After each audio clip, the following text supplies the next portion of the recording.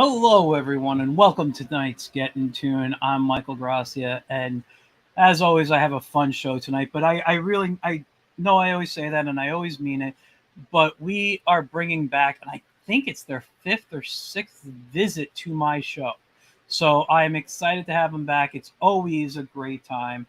Um, you guys know them. They're the guys of Fugitive Poems here. Let's bring on Christian Matteo and James Lyons. Hey guys. Hello, what's up? What's up, guys? Hey, well, first of all, you guys, thank you for coming on. It's always a pleasure to have you guys on and chat with you. It is awesome to be here. I'm sending out the link. Forgive me. No problem. Evan advertise. says Fugitive Poems. Evan. So. Already, I just sent them the link. Dude, it's so good to be back. We missed being on the show. It's been a little while. Thank you. I know, but we've all been busy, and you guys have been doing a lot. You've been doing shows, comic appearances, like at shops. You've I don't know. You got Containment Breach #4, which we're going to talk about. I mean, it's only 3 years, right? You guys have been doing this now, officially. We've been working together for longer than that. But no, I know, but officially 3 years since you started publishing, and you're on your 4th book. That's awesome. That's true. That's true, James. Yeah. So, yeah, we got a lot to catch up on and talk about. Absolutely. So, Yeah, we're getting 3 out in stores now. We just had a killer time at Spider's Web. Had a lot of fun debuting the book down there. When did you do that? Because I because of my day job, I have to miss those events. Back in July, a couple weeks ago. Yeah, it was a lot of fun. Of course, Andrew was there, and he was signing some books too.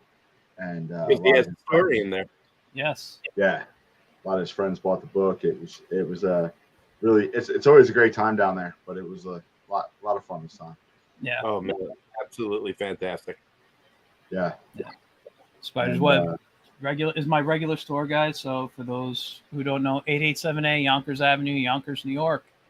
Just go check it out. Tom and Rich are killing it. They're doing. They have taken the torch from Paul, and they are absolutely killing it. It is. Yep. Right across from the racetrack. That's not the racetrack anymore. I got to be careful. It is one of the very best, if not my favorite, comic shops in Westchester. I mean, they absolutely rock. They keep that store stocked to the gills with the latest stuff, but there's plenty of old stuff you can go into. James and I found. Actually, I almost had a heart attack when I found it. Bill Sienkiewicz's Wolverine, one of his Wolverine books. And it was there in the slots. We were going through them. I mean, this is an incredibly rare find. James was thrilled because he hadn't seen it before. And that's the kind of shop they are. You don't know what you're going to find in there, but it's for comic lovers. Yeah. I got some feedback for some reason. It's what? That's some feedback going on. Oh, no. Let's see. We got another comment. It says that's why. Oh, day jobs are silly. Who needs them? I completely agree. But who needs them? I do if I don't want to live with my parents, and that's kind of how it works. Discovery Channel is on. What's up, Dave Sullivan? Oh, Dave Sullivan missed that of one there. Sillyville. That's Dave Sullivan of Sillyville, who you interviewed. Yes, he is all. I loved his stuff. Which, by the way, I never wrote him, but I did read the book, and I really enjoyed the book a lot. There you go, Dave. I never wrote him, but yeah, it was fun book. James, you were saying though some other places besides the Spider's Web. Sorry for cutting you off on that. Yeah, we also got out to DJ's Comics in Wallingford. We become really good friends with the owner there, and Mike Cote, hell of a guy. Yeah, Mike Cody and his daughter Erin, who does sort of the social media stuff and helps him out. She wasn't there for. Actually, she was there when we got the books, right? He was there. When we had the book. Yeah. Yep. So we were selling. It gets confusing now because we got so many books out. So we got our Kickstarter book. Were we selling pre-orders then for that? No, we weren't even doing pre-orders last time we were there. The last time we were there, I believe, was actually the Kickstarter for Volume 3. Yeah, that's it. Well, no, because we delivered the books, right? Well, yeah, you no, delivered. that's not right. That's not right. I just delivered the books. So, Yes, yeah. you can't ask us memory questions. You're gonna listen to two old men stumble over what may or may not have happened in the universe. We just we've been doing so much stuff. Right, we got our friend Paul Santos at Infinite Heroes. Where is that? That one is in Watertown. Watertown, that's right. Up above Waterbury. We did Silver City Con, which was fascinating. And then we did Terrificon, which was very different. and Terrificon was really terrific. That's good to hear. I missed that show again this year. Not just doing it, but walking it. I really want to. Listen, I had a lot of friends at that show.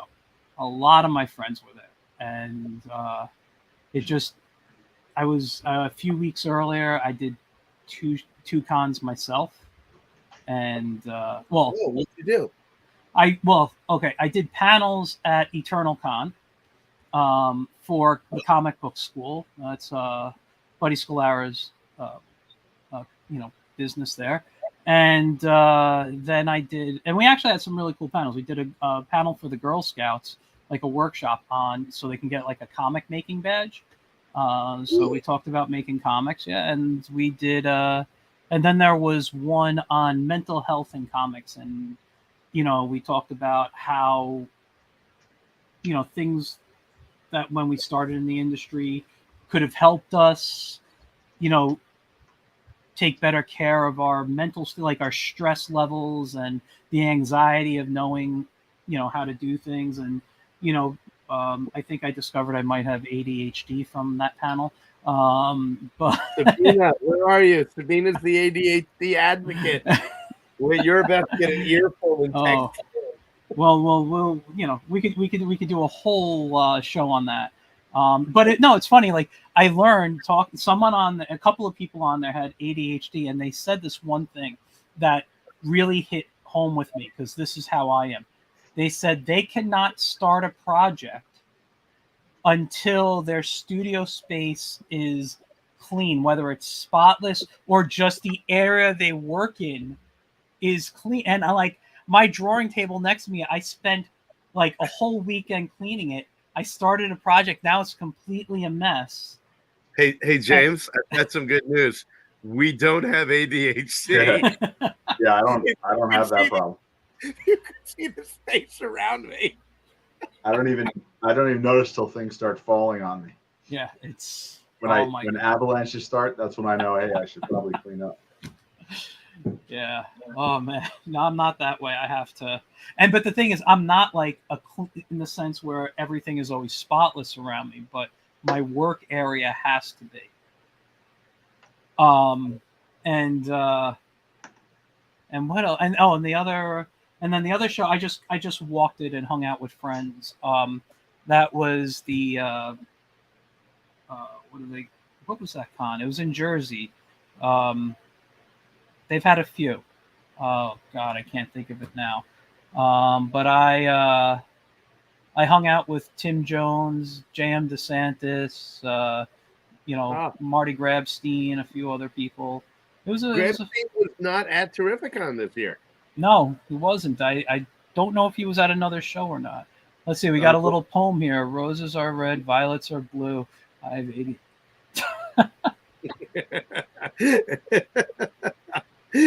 Excellent visualization of ADD.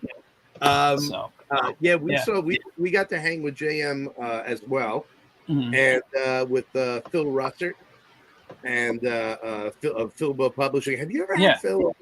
I've had Phil on. Oh, you know what, Phil? I ran into Phil at Eternal Con. There's another artist I'm going to have on soon. Well, I haven't invited him, but we were talking about September dates at the show, and Phil came over, and all three of us had I'd say a good maybe 40-minute conversation. Phil was good people. I love Phil. Yeah, he's an awesome guy. Yeah, we saw Jorge Medina and Anibal. Yep. They stopped by the table. That was fun. See them again. Yeah, no, Jorge's coming down to. We're going to Baltimore next. yeah. He's going down to Baltimore. Yeah, he was telling me I want to get down there one day. That's a great show. I hear those are shows specifically geared towards comedy. You only see him at cons. Dave. Who's that? No, what's that other dude's name? He's always hanging out with them. I always. Jorge's friend who did the other book. I can't think of his name. Oh, Jonathan. Maybe. Yeah, terrible with names. But he's going to Baltimore. He's going to both the Griffcons. Yeah. Going to be more. All right, let's see. Hold on. Let's say, could I buy you guys around? If you can get over to Baltimore, I'll take it. Okay, Dylan says hi. So you guys, let's get on and talk. So, like I said, you guys have been doing a lot, which I think is fantastic. You guys are making a name for you've been making a name for yourself since the first book, Containment Breach #1. But you guys keep coming back with beautiful work, more, great people working together. You have put teams together. You guys have some really great stuff. I'm looking at your website right now, so you guys know when I look down, I'm just looking at my Cintiq monitor here, not ignoring you. I also got your Kickstarter page up, which we're going to take a look at. But I know tonight, one of the things, Christian, you were saying that you wanted to discuss, and I'm really excited to discuss this, is process. This is such a task to put together an anthology, to organize it, to find people, to put it together, to be editors, art directors, everything. I want to hear about everything with this process tonight. I want to hear this whole story on anthology making from both of you. Absolutely. Yeah, I got in my hands volume 3, which is so good. Let me give you the screen. Sure. This is volume 3. I remember that cover. Isn't that beautiful? Yeah. And it's 152 pages, I think. It's got incredible work throughout. And I got to tell you, this is the reward. This and people's reactions. This is the reward to doing this. And we got volume 4, Monsters, Beasts, and Bastards. I love that shot. Jay Sheik, who's got Hush Ronan in storage from Band of Bards, drew that. We've got Monsters, Beasts, and Bastards on Kickstarter right now, and it's our 4th volume. It's going to be our last one for a little while, actually, because we're going to be working on a one-shot. So if you want this, you got to jump on the Kickstarter now, and you're going to get more incredible stuff like this. This is James's pages from Thermoclines, and I can only show a couple of them on a family show. But this is the reward in James's cover, to have this, that I can hold it, and I've got boxes of it here. Not as many as I had before because he sold a bunch of Terrificons. But this is a miracle to me that we're making these books, and the miracle is courtesy of James, because without him, I would never be on this venture. So I'm happy to talk about it. And by the way, you can get this in a bundle feature on Containment Breach Volume 4, Monsters, Beasts, and Bastards. You can get Volume 3 if you missed it, along with Volume 4. And you can get the Legacy tier, which is Volumes 2, 3, and 4 together.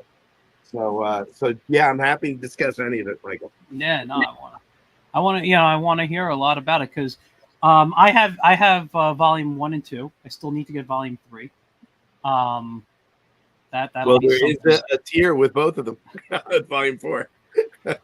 I will be believe me, I will be looking at everything. But yeah, I've read through both the books. I love them. I'm such a fan of what goes on. I love that all your books have different styles throughout. It's not like you're not like picking, they have to have this certain look, of whether it's mainstream or whatever. You're finding these very talented, skillful artists that, of different drawing styles and different levels of ability, but yet they're putting out these really, really great stories. We're really lucky with the quality of people we work with, and also their willingness to grow with us, to learn with us, and that's been incredibly cool. That's awesome.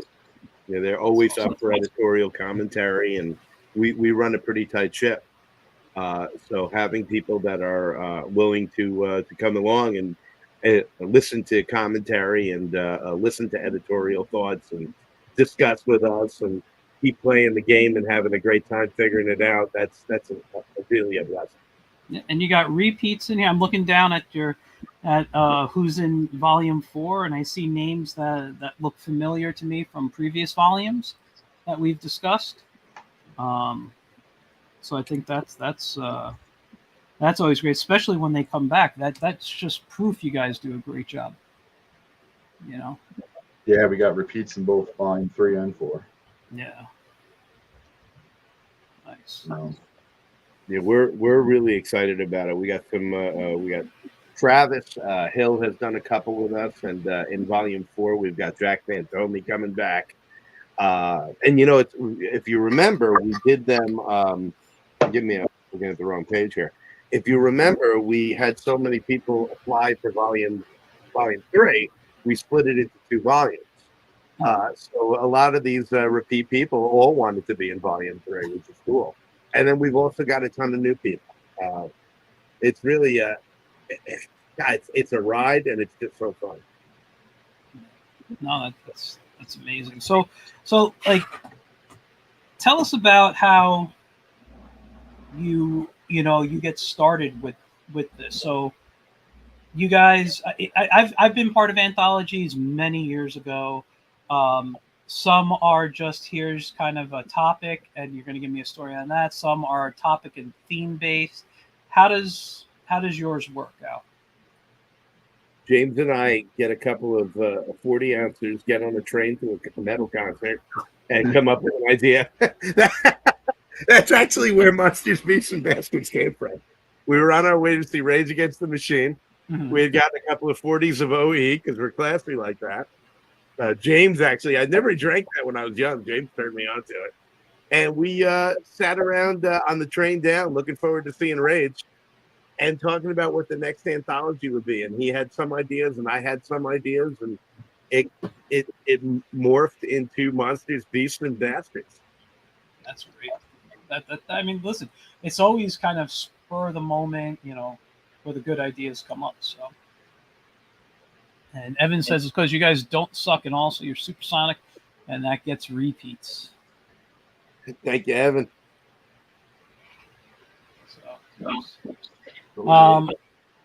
OE8, I just got it. Old English. So, what was I going to say?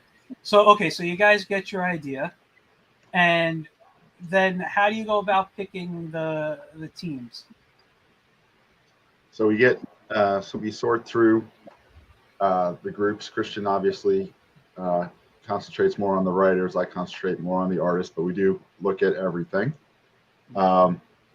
We intentionally don't take stories like pre-canned stories, although we have had a couple of like late editions that have sort of fit in the storyline, but those are few and far between. For the most part, we go through the process and we basically just call for portfolios and writing samples. And first we kind of look through all those and sort of figure out who it is that we want to consider. And then we take a look together with both the art and the writing. We try to pair people up based a bit on gut instinct and also, their styles and what we feel that they would excel in as far as, matching writing style with artistic style and so forth. And some of it is just, sort of gut feelings as well. Sometimes we'll take a look and, we have a whole range of people from not quite novices, but, young people who might be starting out at this, up through people who have been doing it for a long time, people who are all different age groups and so forth. So we sometimes will try to pair someone who's more experienced with someone who's less experienced, so they can kind of learn from one another, or that type of thing. But it's mostly stylistically based, and then we hand out. Each team comes up with a prompt, and the prompts are then shuffled up and given out to the new teams. And of course, we have the overriding theme for the book. So between those two, the writer and the artist brainstorm up an idea, and it kind of goes from there. So sometimes we'll add in a colorist to the mix, or sometimes someone will have a team in place and they'll have a colorist or a letterer or something like that. So that particularly on 3 and 4, not so much 2, but we had a few letterers this time and some colorists working as well. People who kind of applied as a colorist or applied as a letterer specifically. Oh, nice. Our friend Tom Lynett, was he in 2, Christian? He was. It was his first anthology. That was his first one, right? Because we put in, he did such beautiful work on a one-pager Gabe Martini and I did about a golem that got him in 2. And then we did another story with him that's in Monsters, Beasts, and Bastards called Dragging Aggie. And he also, anytime we needed a letter, he was like, I'm here. So between him and Kevin Lintz and Leland Björk and Yoni Haag, actually, and I'm sure I'm forgetting someone else, forgive me, Tom Beavis, we've gotten to know a great clutch of Tom Beavis, that are talented as hell.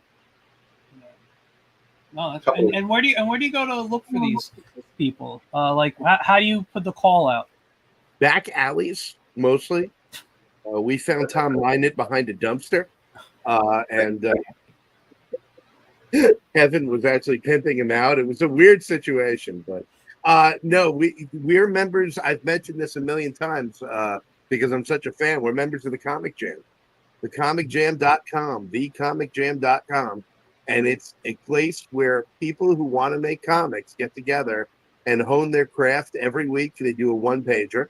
So every week, hey, Dad. That's my dad, the man himself. Says looking good. What's up, Joe? So every week there's a new theme, and any writers who want to write a script for that theme. This week, actually, I haven't done it yet. Oh boy, I'm late.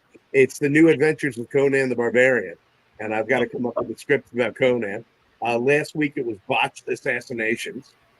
And so there's a new theme. The writer writes a script, and the artists who want to get involved, you get assigned one of the scripts that was written, and the artist does it, and then there are colorists and there are letterers, and we get these great teams together. You get to know so many people, and we got to know Tom Lynett that way. Tom had just started, and he lettered Tetragrammaton, was the name of the story about the golem. And Conan the Librarian, yes, an excellent Weird Al reference. Thank you. Yeah, from UHF. But yeah, so that's how we got to know a ton of people, and then also, we had an artist fall through for one of our stories. He actually disappeared on us. We actually worried about him. He was in Turkey, and then he just stopped communicating altogether. And I hope he is all right. And I put a call out on Twitter and said, we need an artist. And we met Alberto Velasco that way. He's a Mexican artist who did a beautiful job on the story called The Bastard, which the editor also lettered, Leland Björk. And I know Leland from book 2 because he came in with JC. So they're all these different connections. J.L. Collins put that team together with Jay Sheik and Marissa Brignol. I will say this: if you ever are looking for a really good letter, one of my favorites is George Medina. Oh, is that right? I didn't know that. He does. I mean, he letters like a lot of stuff. Fantastic. His book Wonder Duck I believe he lettered. I don't know if he lettered that one. I'd have to ask him if he's George. If you're watching, let us know. But he's lettered other books of friends of ours and stuff. That's great to know. We have Wonder Duck upstairs. Yeah. I actually yelled at him at Terrificon. I said, "When is the next one coming? My kid is dying to know whether Wonder Duck's going to survive." It ends on a cliffhanger. I know it's a good. It's funny because he has such a love of those old Disney afternoon cartoons, and we talked about. I have a story idea. I'd love for him to write, and we just haven't got. He says he needs more than the page I wanted allotted him, so I'm like, I got to see if I can give more pages to it. But I think I might have to, just so I get him to write the story. But yeah, it's a fun story inspired by that. But anyway, so after you get all these people together, you give them the prompt, you get the script in first, I assume, and you go through editing the script. You muted yourself. I was speaking to my Alexa to see if it was better with the light off or not. Oh. My Amazon plug is named Bob, so I have to say, "Alexa, turn off Bob." It didn't work. Wow, so much. She never works. I got one right next to me here, and I'll ask her to turn lights off in the other room, like the one in our living room, and it answers us from the bedroom. And I'm like, yeah, what is wrong with you? So I'm sorry. What was your question? I don't remember. Oh no. Once you get the teams together and they've got their prop and they got everything, obviously the writing gets done first. That goes to you to edit, Christian. But are the artists working? Do you have them working on anything, developing characters or any ideas, or is it just wait till the script is done? So I'm going to start the answer and then hand it over to James. Okay. We encourage while they're doing working out the script, we give permission. Basically, we say, all right, the script is good, for the artist to get it and start doing stuff, because there was a script that came in that we wouldn't even want made, and actually later on the writer thanked me. That he had pulled something out of a drawer and tried to make it fit, and I'm like, yeah, I know. So we sent him back to the drawing board, and he came back with one of the best stories in the book, in Monsters, Beasts, and Bastards. That's great. But once we say yes, we want to work on this script with you a little bit, but this is going to be the script, you can send it to the artist, and the artist can start doing character development and design and things of that nature. But we make sure that nobody's working on something that's not going to happen. So if a script is just like, nope, this is not the script you're using, they don't send it to the artist. But it's like, yeah, we got to do some tweaking. But the artist can get started. And we've got a lot of artists like, what's his name? Oh my word, Zapata. I just blanked on his first name. Forgive me. But I'm sorry, Alexander Zapata. He does some unbelievable. He actually just put up on Twitter some of his character designs he did for Monsters, Beasts, and Bastards. So while we're working, with Daniel, which actually we didn't need to do much work on that script, he's already got the character designs going. Nice. So after that happens and it gets handed to the artist, it really is James's purview from that. Yeah. So depending on style, sometimes people will do early concept stuff for characters, but the way we have it set up, we don't jump off on that until the script is approved. Then from there, another thing that's kind of interesting is people have a lot of different work processes. So for instance, when we do like thumbnails or rough work, whatever you want to call it, I call it thumbnails. People have a very different idea about what that is. Some people will do a much more finished version. Some people will give us like really vague stuff. We've had to kind of insist it just because we sit in on the process from the beginning. We've had to insist that we get an early version with lettering to be able to look and see how not so much for what the lettering looks like, but just to see the flow of the story in the earliest stage, because some people don't put lettering on there. And so we try to encourage that especially newer artists, that they, you don't have to go crazy with your thumbnails, but you do have to be able to get the point across to someone who's not sitting with you, right? So, Mike, like we do in class as well. If it's a good thumbnail, if you can show it to a stranger and they don't need an explanation with it. Yeah. That's basically where we try to get to early on, so things can be fixed and tuned before we get into any real production, where people are investing a lot of time in artwork, and then sometimes we do have to come back with revisions, but that's minimal, because that can be a real pain in the neck if you've done all this work and then someone comes back and say, hey, this part of the story doesn't make sense, let's redo this and redo that. As an artist, that can be very frustrating, right? So we try to prevent that altogether. Well, it's funny because there's no way to totally avoid it in every case, as James and I found working on. Sorry, I was looking for an example of it. When we were working on the comic for Volume 4 here, which is called Forbidden Moon, and has Nazi werewolves in it. James, we both agreed on the script. Our editor, Mark Gibson Capitelli, agreed on the script. Everything was fine, and he got my thumbnails, and we worked back and forth on it. But when he got toward the end of the art, he started realizing that something might not quite click based on the script that I had written, that there were some parts that him and I knew so well that we both assumed from discussing the story. Until he saw the art, he thought, well, you know what? People might not get this.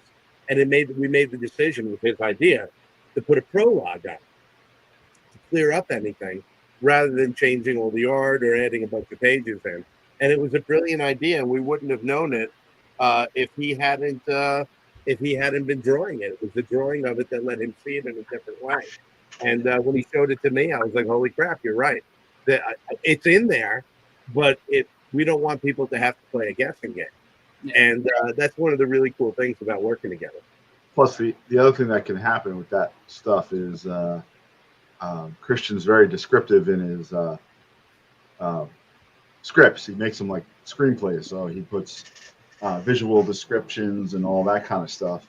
But in the end, especially after I start to do the work, not all that, that it's very simple to say, he's in a room doing such and such. It's like one sentence, but it doesn't always come out on the artwork. So we have to make sure that the script is getting across, because of course, you're not providing the script before someone reads the story. So oftentimes, especially when you get so immersed in it, we will discover things as we go.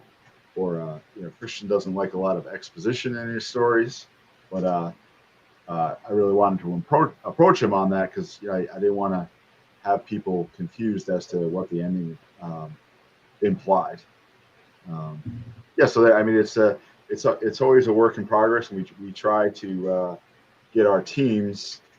We try to get some intervention going with the teams, particularly after the initial setup.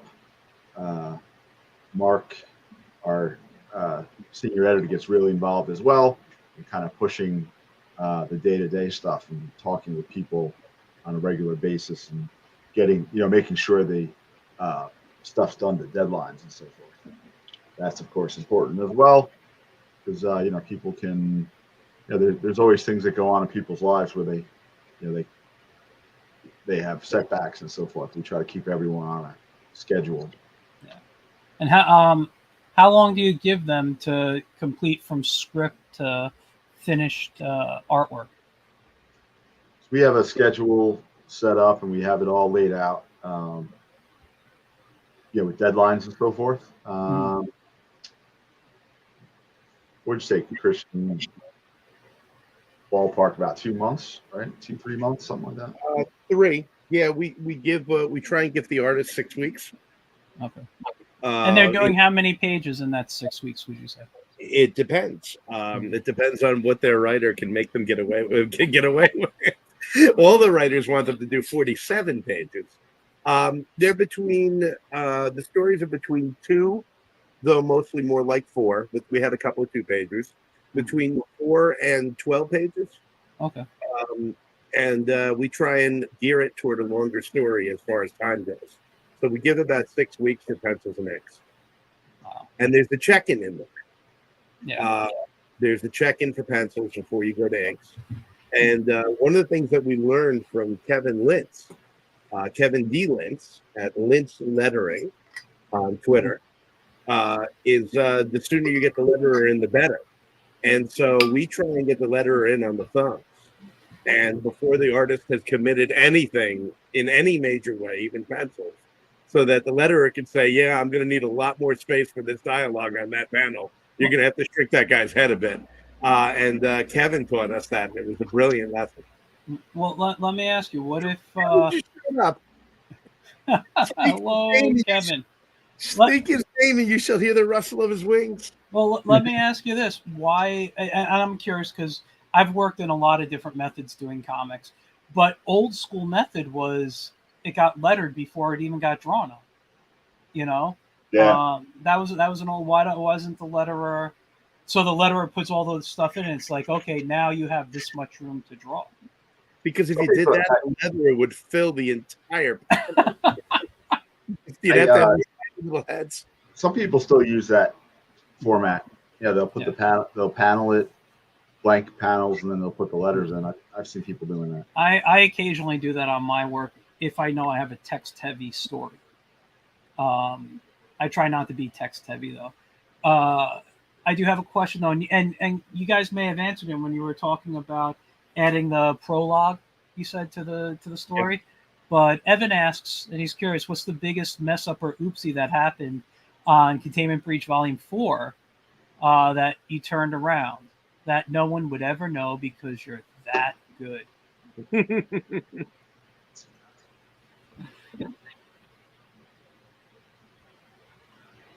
See, I have 2, but I don't want to shout anybody out, and it would be obvious. So I'm not going to say those. Well, we were deep in creation, and this happened to us on Volume 2 as well, when one of our artists bailed. And we have been lucky enough to have pinch hitters, whether it's Albert Velasco on Volume 4 or it's Jack Fantome on Valium. Jack Fantome on Valium. I'd be curious about that. On Volume 2. So that's been the biggest oopsie, like a mistake by us, I guess is what that means.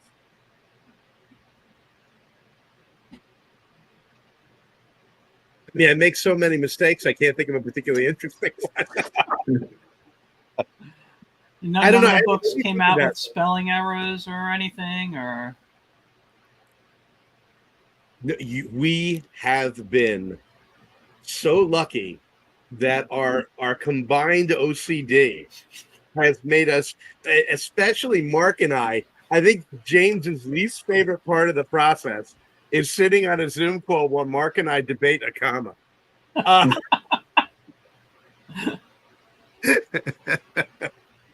But we're pretty OCD about all of that, and we'll read it and reread it. There was one that almost got by.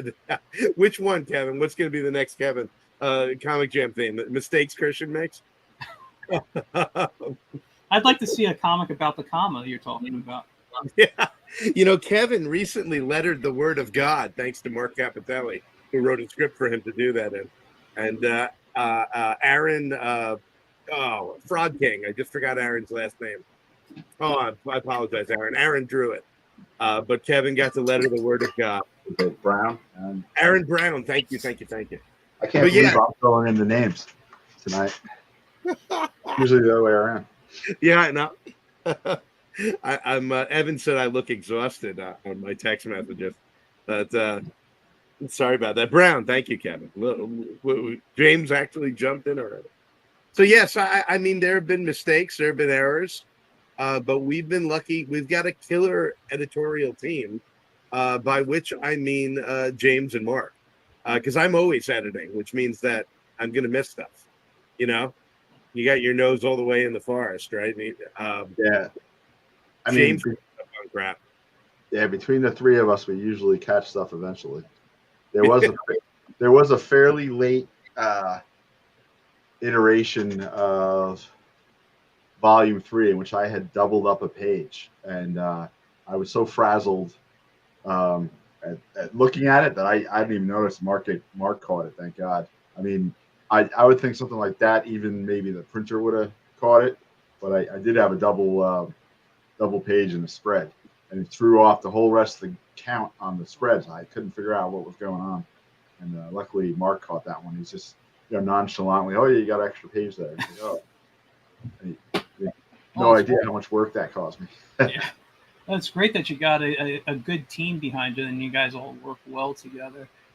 Kevin says the Christian's mistake would be too long. Theme Jack. So okay, so let's get back to just the process, because I love to hear all this stuff. So okay, so you got the books now. Well, not the books. You got the artwork. You got everything's done. It's colored. It's everything. So I'm assuming this is kind of where James comes into play here, and you're laying out the book, as you were just talking about, putting the spreads on, and you obviously do it digitally. Are you? Well, I'm just curious, being the art guy too. Are you using like InDesign? You put it together in another program? What do you throw the books together? Yeah, I use InDesign, and we start off with the galley, and we do just the book order, and we go through a process that basically all three of us, including Mark, sort of makes a like an order list, order for the stories, and then we kind of get together and duke it out over which one's actually the eventual story. It's actually kind of surprising how similar we get with the stories as far as the order. Christian and I in particular, we're always pretty close anyways, but in the end we sort of figure out ultimately what the story is going to be, and then to go beyond the galley, then I start it was different. Containment Breach 1, the whole different format. We were using prose in there and stories and so forth. So I wasn't really able to reuse that one, but from 2 to 3, I was actually able to pull out 2 as a starting point, and use some of that formatting there. Obviously, because it's a book series, we want to have some continuity between the books. Yeah. So I mean, I'm obviously not reusing the content, but I'll go in and type in some of the new text for the new stuff, and replace the pages as opposed to kind of starting from scratch, which is a bit easier. And as you know, in InDesign, it's pretty easy to flip pages around and so forth. Yeah. Sometimes the thing that gets a little bizarre is the page count that goes to the printer. It can be off a little bit.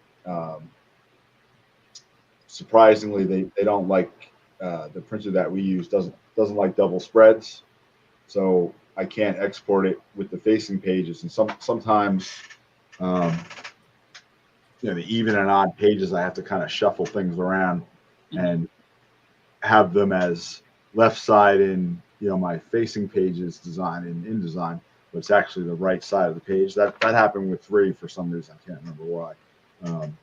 And you go. The printers that we use are great, and they're also very fastidious. They go through your files, and they spend a lot of time, saying, hey, you got this here, and they check your bleeds and make sure there's not any mistakes and so forth. So I go back and forth on that. So that's usually the layout, and then I also do pass it back to Christian and Mark as well, just to have them check and make sure I've kept all the pages and all that kind of stuff, particularly the page turns. Christian's as the writer's very concerned with that stuff, so he always checks everything. Or Mark does if he has more sometimes he interacts a lot with a particular team a lot more than we do. So I'll have him check the final page counts and so forth. It's actually an interesting thing to bring up is thanks to Doug Wood, who really mentored us a lot in the early days of this process. He told us you got to get editors on every story. And I'm like, yeah, dude, whatever, I'll edit them. He says, no. He says, you can't trust creatives. And he's a creative. Yeah. So you got to get editors. I said, right, well, they're just going to edit it when the work comes in. He goes, no. The editor is really a shepherd to make sure stuff's coming in on time, to keep up with everybody and to keep everybody on task. And I almost disregarded his knowledge for volume 2. And I said, you know what? Let me do it. And I reached out, and Travis Hill stepped in to be an editor on one of the stories, and Jordan Patrick Finn stepped in. We got a bunch of people that came in, and I did the lion's share of them on volume 2. But did Mark come in on volume 2? He did. And Mark took a couple. One night, I'm jumping ahead. So all of a sudden, I'm realizing I'm emailing every day. Did this person get this in? Did this person make this deadline? Did this person? And I'm telling Mark, we're at Rosie Tomorrow's in Danbury, Connecticut, which is one of my favorite restaurants in the world. Rosie Tomorrow's, Danbury, Connecticut. I've been there in a long time. Oh man, what a and I said to Mark, I said, yeah, there's a lot more work than I expected. And he looked at me and goes, you know I'm a professional editor. And I'm like, yeah. Oh. I'm like, do you want to get involved? And that's how Mark joined Fugitive Poems. And the reason I bring that up is that the place where James and Mark and I and whoever, so that's why he was saying that sometimes Mark deals more with a certain team than we do. Yeah. That each of us is assigned a certain group of teams rather than having to do everything like I had been doing. I had been doing on one level and James had been doing on the other. So the place where Mark and James and I come together the most is actually in the thumbnail and pencil stages, because Mark and I are looking at sequential, while James is looking at the art and the layout. Does it make sense, visually, artistically? Mark and I are looking at the art from a sequential storytelling point of view. We know the script really well. Is the art going to get that across? And we need that on our own stuff, because like I talked about earlier, you get so deep into it, you don't see it. Heather, my wife, Heather DeMatteo, has been our unsung editor for years, because she is a casual comic fan, very casual.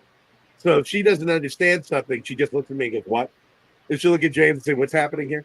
And we're like, well, obviously the rat has gotten into the apartment. She's like, I don't see any of that here. What panel am I supposed to be looking at next? Well, it does a zigzag and it goes around and you follow the spiral. And Heather's like, yeah, I don't know what's happening. So Mark and I and Heather are very much looking at the comics that way while James is looking at the art. And I think that's the time that the three of us are most in tune on a particular story, because after that, we're going to separate again. Once the pencils are done, it's going to be the inks and the color, and that's really James. Now, one thing I will say is that I am the only member of the team. I don't know about Lisa, our social media manager, actually, but I'm the only member of the team with zero artistic ability. So Mark and James can actually lean on Mark during the later stages as well, because Mark is a trained artist. So they have these while James gets annoyed or has to sit through, he doesn't get annoyed, has to sit through me and Mark debating periods and commas, I sit there and listen to Mark and James discuss color temperature and gradients, and I'm just making up words at this point, for an hour. And they did that actually on Mark's story, which was drawn by the great Jimmy Gangs. Mark Capitelli wrote a story called The Dark Triad, or Triad. I always say that wrong. And Tom Beavis lettered it. But James did the color for it. And watching Mark had this vision in his head, and James knows color. And the two of them, listening to two artists, figure out what color would mean what for the tone of the story and the page and the different characters was really, really cool. And I think that when you see what happened, because Jimmy Gangs did this gangbusters, I'm going to do it. Sorry, Jimmy. gangbusters job on the art. Seeing how the coloring came in and what it did to that was incredible. And just to throw it out there, one other word I know with coloring is saturation. So I said gradients, temperature, and saturation. I'm hoping one of those is right. Wow. I mean, listen, it sounds like a huge process that you guys do. And so if you give the team 3 months, how long are you guys working? I don't want to say before, because before is finding the artist. I mean, there's you probably do a couple of months of that. But how long is it for you to put together before you send it off to the printer once everything is given to you? What's that time frame that you guys would have? So our deadline is usually, I mean, the printer obviously wants to have payment in advance. So usually we're running right up against Kickstarter, waiting for Kickstarter to send us the check. That's usually what that is. It really depends on what my schedule and what I'm currently working on. I actually haven't done the layout for 4 yet, even though we're in Kickstarter, working on other stuff. I'll have it done, in time for when we get the next Kickstarter check. I'd say the toughest part is really getting and assembling all of the artwork, kicking the right butts for people who aren't putting the right things in the right folders. For some reason, bios are always a big thing, particularly with artists. People do not want to promote themselves. If we could read off some of the hilarious emails that Mark's been sending out, threatening people with making up bios. I mean, he had to send out like 8 different emails just to get people to send a basic 3-sentence bio. It's kind of nuts. That's how bad. Particularly, well, I mean, there are some writers too, but it's particularly artists. They're just so bad at promoting themselves. It's absolutely ridiculous that that's one of the biggest parts of the process. I actually said that at the end of 3. I was like, well, let's make that really early. Somehow that slipped by again for 4. So maybe we'll get it all. Maybe we'll get it all correct just in time for the last one. Yes, I mean the layout. Once that's done, I already have my folders. I do have to go through. We have some people that have different ideas about production. Like Christian said, a lot of our artists come from the Comic Jam, and of course that's a digital format only. So they have some strange ideas about resolution and sizing and so forth. So sometimes I have to go back and do some of the formatting work or bug people and say somehow this got past us. You did this at 200 DPI or something like that, and I have to go back and sometimes I can resample up stuff depending on the art style, but that is one of the most time consuming things for me. But once that's in the finished, the InDesign layout isn't too difficult. Especially now, like I said, I have a template from the last one, so Yeah. now I'm more just kind of punching in data as opposed to trying to figure out what is this going to look like. We do change the colors up and stuff in the backgrounds, but it's basically the same format. Nice. This is actually the most up-to-date we've ever been on BIOS, the most early. And we do have to thank Mark, and I am going to give you a sample. Mark Capitelli sent this to our non-responding bio scofflaws.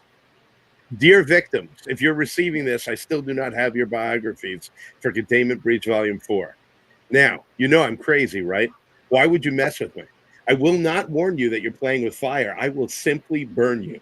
I cannot wait to write your bios if you fail to get them in by Friday. Here are just some I'm working on. Jack Van Tomey is a diehard fan of Justin Bieber and taking pictures of his cat dressed up like his ex-girlfriends. In actuality, he cannot draw. He pays his young daughter to do it and puts his name on the results. Shameless. He isn't working on a damn thing, but his talented daughter is a regular contributor to the comic fan. If you would like to give this miscreant a piece of your mind, besmirch him on Instagram or Twitter at Belieber Forever. That's one. I'll read you the first sentence of the next one. Tom Lynott owes me $50 and keeps ducking me. And they go from there. That's fantastic. So the threat was, if you don't do your bios, I'll write them for you, and here I'm going to write them. That's great. I love those. Marcus is there's a slew more. Mark spent more time on that email than he did on actually editing the bios, because they came in lockstep at that point in terror.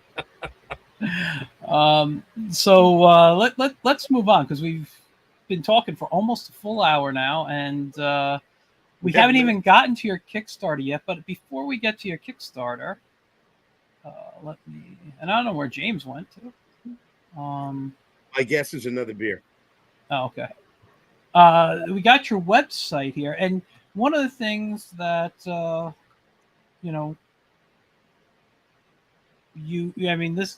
will be the link to the Kickstarter. So you guys, if you go to fugitivepoems.com, you can click on that and hear some of the past books.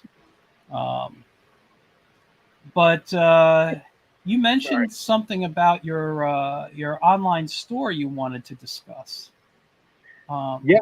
So yeah. Go over to shop right here, and let's take a look. No. Go over the store. I didn't even see store. Sorry. There you go. Shop is our merchandise. You can get all kinds of stuff put on T-shirts and socks and whatnot. But this is our store, which doesn't seem to be loaded for some reason. Yeah, I don't know why. There we go. I just refreshed.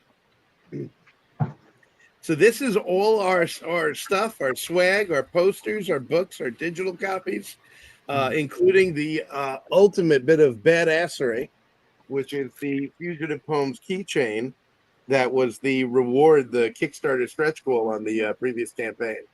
And I have opened about 200 beers with this puppy, and I can tell you it works wonderfully. Which is right there. Yeah. Scroll up a bit. We have a in-house model now. Who's I think she's still here. I don't know. Nina's still here. You should have seen the original picture that Christian put up. It was hilarious. It's like he laid the shirt out on his floor. It was all wrinkly and hilarious. On it. He had like his camera takes really good pictures, so every piece of lint and dirt and stuff was in there. So it was hilarious. So then he got who took these pictures, Christian? I believe Kieran did. Oh, look at Kieran. Yeah. Kieran is a police officer and has a real hidden artistic streak. He's a good photographer. Look at Dina. She looks great. Yes, he does. He also does like furniture and stuff. Oh my Lord! This guy can can build custom furniture. Oh, amazing! Yeah, really cool stuff. Yeah. I do really like your bottle cap opener there. Oh man, it's solid. It's a solid piece of metal, and absolutely beautiful. Yeah, it looks great. Yeah, that one was a lot of fun. Yeah. And I don't drink anything that I would need to open it with. I just like the look of it. But yeah, no. And when they order, I'm sorry. Go ahead. What were you gonna say, Jim? You can buy those fancy Coca-Colas that need the pop tops. That's right. I don't drink soda, but yeah. The nice glass ones. I tell you, Coca-Cola in a glass bottle, there is a difference. Oh, 100%. Yeah. Absolutely. I was going to say Perrier, but they actually have screw tops now. So not even the fancy screw tops now. Yeah. I don't drink that. That's not the water I drink. We're trying here. We're trying. I'm sorry. Mine comes from a tap and gets filled into a bottle. Nothing bougie. No. If Poland Springs as heavy as I get. But yeah, no, this is a great looking store on the website here. I really like it. Thank you. Everything that we sell is everything that we've made is there, including the last couple of copies you can get of Containment Breach Volume 1, because we are retiring that. So there's a limited number there. If you want Containment Breach Volume 1, that's the last place that you can get it. And you may click on it and find it sold out. We got click and find it. Terrificon. So you'd have to add to cart and order it. I already have my copy. I'm sorry, That's I'm not going to add another copy. Yeah. But yeah. We sold a bunch of those at Spider's Web too. Spider's Web and Terrificon. We're almost out of those entirely. Well, let me ask you about this. I meant to ask you earlier. When you do a show, because you guys have a very interesting look, and I'm not saying that in a negative way. I mean, first of all, the covers, I love James's art. It's, but you usually go to a con, and all the books are primarily superhero books, or people doing their own indie versions of that. You might have somebody doing a Western or whatever, but you usually don't see people doing what you do in levels of anthology to level. How is the reaction to you when you're sitting next to someone who's doing that type of other superhero stuff? I mean, I'm not taking away from what they do. I'll read them. I'll read your stuff. I read anything. But what's the action like when people discover you guys and your work? I think it's tough at a con. You got to get people to slow down enough to actually take a look at stuff. I think if we can actually get a book in their hands, we can turn it into a sale, because the book kind of sells itself. Christian's a good salesman as well, but it does kind of sell itself. It's the tough part at a con is just getting, people are walking by with the sort of drawn face, and just the whole everything is a sensory overload there. So people kind of tend to walk through, and the way Terrificon is set up is they have all the dealers on one side, the comic dealers, and then the big names are all on the other side. And you walk through Artist Alley, and Artist Alley has a big range of different things, everything from comic indie, quite a bit of indie comics people, but also a lot of crafts people and so forth. So it's tricky in there to kind of stand out. But if we can get the books into someone's hand and they see the quality, I have said several times, not bragging, because I don't have to brag, because it's a solid product. All our products, when you flip through them, it stands right up to the quality of Marvel or DC or anything. It's the highest quality that we can possibly do, and the stories are great. So sometimes because we're a small business, we do have to charge a certain amount for these books. So it can be relatively high. You can go and buy a really nice Marvel book or something for $10, and we're charging $30. But I mean, that's just because we're doing these limited runs. We don't have the ability to offer that kind of volume on this. At least not yet. Who knows? Maybe someday. But I think that might be a bit of a thing. But that's usually where Christian comes in and can, I think people see. He'll usually include me in on the conversation, and I think they can see our passion and how much we enjoy what we're doing and how proud we are of the books. And I think that makes a big difference in there. And we kind of stand out. Not that we're the only ones doing this kind of unique content, but we kind of stand out because we're not doing just cape stories, and you're flooded with that. And there's like you said, there's nothing wrong with that kind of stuff. It's beautiful. It's amazing work. But that's what you see all the time at the Comic-Con. So it's just kind of it's a breath of fresh air. It's something different. Well, one of my favorite comments was made by a little girl. She was probably 10, 11 years old. And she was standing there with her dad, and her dad's flipping through the book, and he's making kind of weird comments and whatever. And she said, she was like, "This is the first book that I've seen at the con that's actually interesting." And that's fantastic. That's what she said. And she was actually, maybe she was pretty sure, what was she, maybe more like 12 or something. She definitely was a smart kid, and it wasn't just like a vacant hey, I like this, Dad. She really kind of made this purposeful statement, and it made me really proud. because we're standing in the middle of Comic-Con and there's all these big names and stuff down there, and she's like, to have her say something like that was really a big kick for me. Yeah, that was we really try to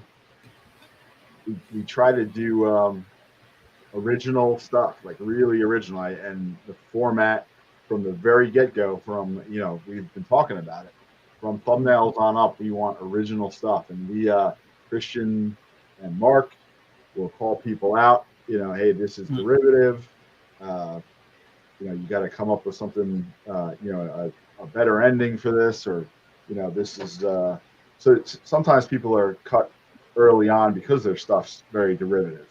We have had cape stories and so forth, so we're not necessarily against that, but we want to see something that's different and new, and not just a rehash. I keep saying that in the interviews.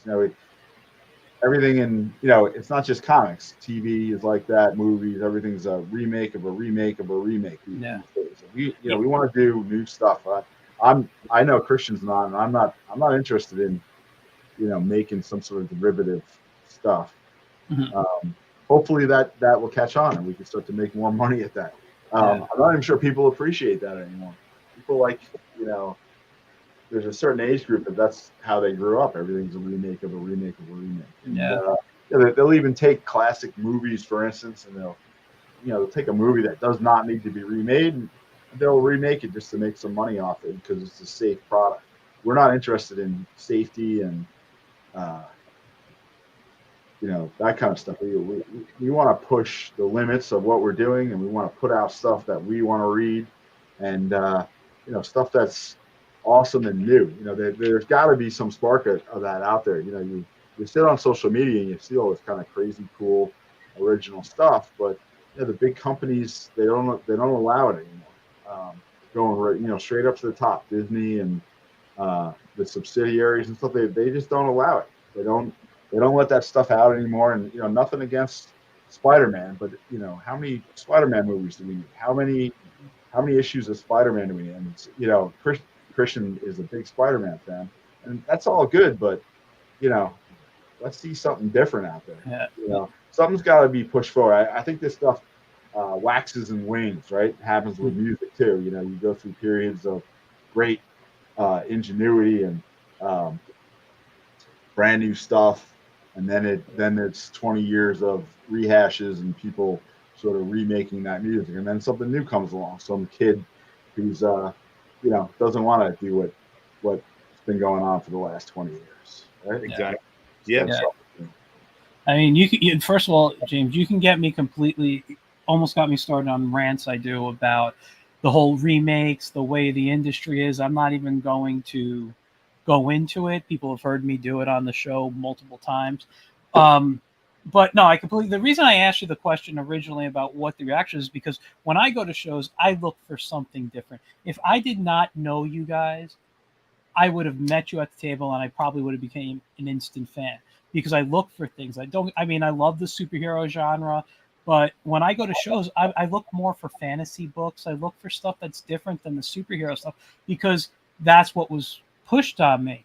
And the idea of things constantly being remade, like you were saying, I actually found myself watching less TV and going back to reading more comics. Pornography. Whether no, but like seriously, like I'll pull out old trades that I liked as a kid or whatever, or teenager, and reread them, see if I still enjoy them the way I liked them back then.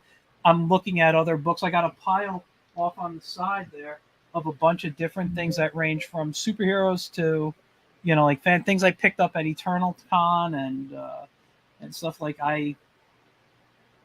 it's this is why I love what you're doing. I just, by the way, Izzy was in the comments. I just want to say hi to Izzy. So yeah, that's fantastic. Izzy is there, and so is Tom Lynett, who we were talking about earlier, the letterer I found behind a dumpster in an alley.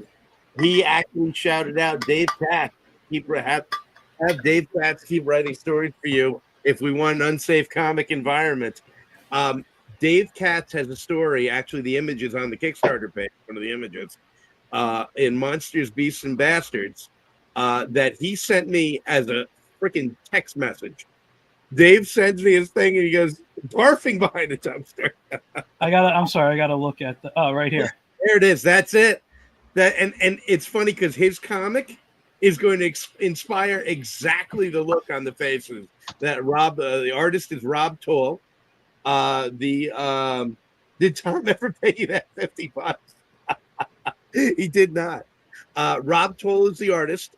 Federico Taibo is the colorist, and boy, did him and Rob, I hope they work together again. In fact, with Tom Leinen's lettering and Dave's script, this is one of the teams we put together that I am most proud of. That they, what synchronicity is what the police call that album?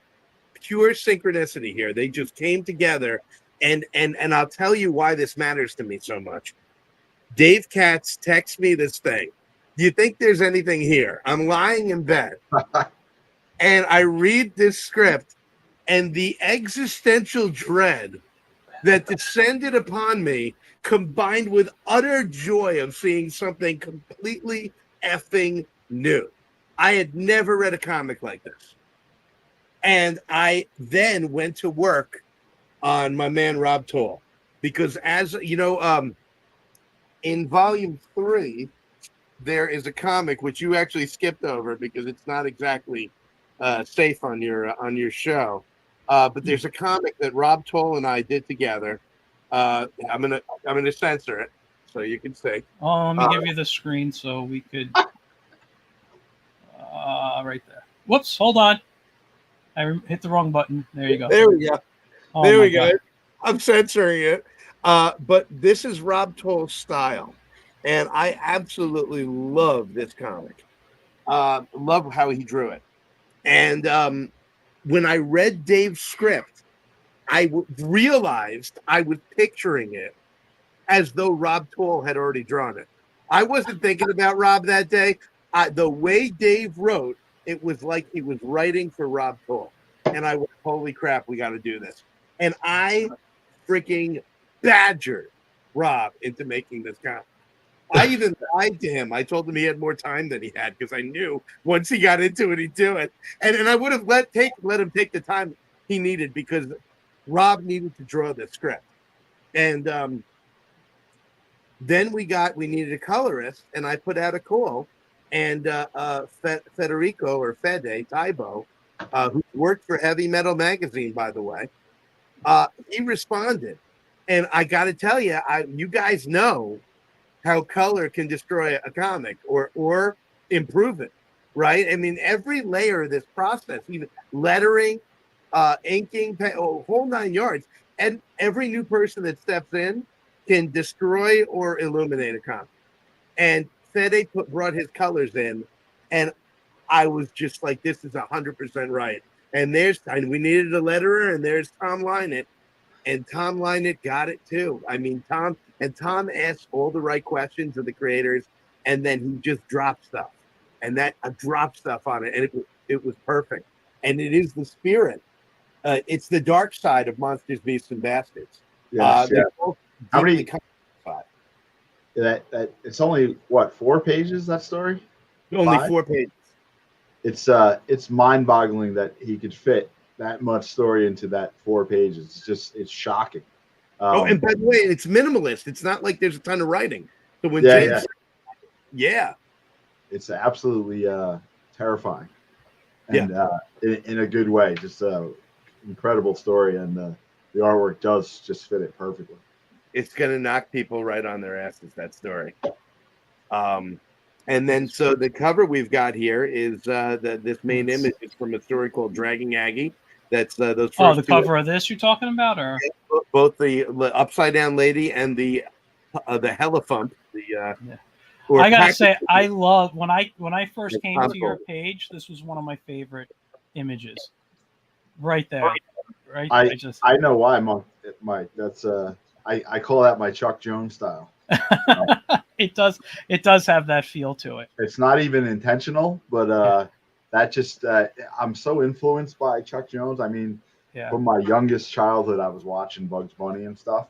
So Yeah. when I get into that kind of flat style, it just comes right out. It's like Chuck Jones on acid or something. Yeah, it kind of, you know what? I would say that it kind of has Chuck Jones meets Dr. Seuss, and not just because he did that stuff, but like I have a book somewhere in this room. It's called someone else said that to me just the other day that it was Dr. Seuss. So I didn't really think of that. What was it? The Secret Art of Dr. Seuss is called, and it shows all his like sculptures and all. It was like taking a look at what his sketchbook was, and all the stuff that you see like in the cat, all this freaky stuff that he like turned into sculptures and paintings, and it like I could totally see something like that in that book there. I tell you a great Dr. Seuss story. His address was the same as a what do you call it? A fishmonger, a local fishmonger. So he would occasionally get phone calls, the same phone number. Sorry, you get phone calls for people ordering fish. So this lady called once and asked for a very particular fish, and he said okay and got her address, and he drew it. He drew a Dr. Seuss fish version of that fish, walked to her house, knocked on her door, and said, "Here's the fish you ordered." I wonder if that's where he got one fish, two fish, red fish, blue fish. She did not find it funny at all and probably threw away a drawing that would be worth who knows how much. Yeah. Oh, yeah, Tom. Yeah. I mean, Tom did the lettering on this one too. Yeah. Oh, man. That looks great. Here's a big process point. James and I have been learning the art of the two-page spread. And it's more me than James, because James tries to honor what I put in the script initially, right? I had to learn how to do two-page spreads. And between the Yankovic theorem, which I did with the artist Jay Sheik, and what was the one that we had the two-page? Oh, and Dragging Aggie with James. I learned how not to write a two-page spread. I was overpacking. And James was amazing in making it work in Dragging Aggie, and Jay Sheik did an amazing job making it work in the Yankovic theorem. But part of what made it work in Dragging Aggie, again, we come back to process and team. James and I are bumping our heads against the wall trying to make my dumbass idea work. And then here's Tom Lynott, who comes in and says, well, I can make a lot of this work directionally with the lettering. And he absolutely did. And then him and James, I sort of stepped back out of it because I had said my piece. I said what I wanted in there. And then I tried to cut some stuff because I'd put too much in. But I was out of it at that point. James and Tom made the two-page spread in Dragging Aggie work with art directionality and lettering. And they ended up teaming up. Well, if you're going to put the letters there, then I'm going to do this with the art. You have the sword go across the page and lead you there. And I'll do. It was amazing. He's absolutely incredible. And another learning curve for all of us. I will say, just personally, as an artist, I hate two-page spreads. I hate drawing them. I mean, they're so much fun because you have there's so much room. But man, knowing that you have to put them together and have them printed correctly, that's why I hate them. You know, maybe I shouldn't say it as an artist. As a publisher, I hate them. As an artist, I enjoy drawing them. In our story for Monsters, Beasts, and Bastards, I learned my lesson, and James was there to guide me. We have a two-page spread that is 3 panels, one main one with 2 floating panels, and it is 100% badass.